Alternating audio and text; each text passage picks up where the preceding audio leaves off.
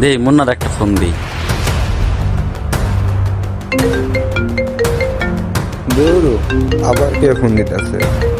হঠাৎ আব্দুল্লাহ ভাই ফোন দিল, কোনো সমস্যা নাকি? আব্দুল্লাহ ভাই। হ্যাঁ মুন্না। ভাই মুন্না, চালকের দোকানে আসো, তোমার সাথে একটা পার্সোনাল কথা ছিল। আচ্ছা ভাই, ঠিক আছে, আসতেছি।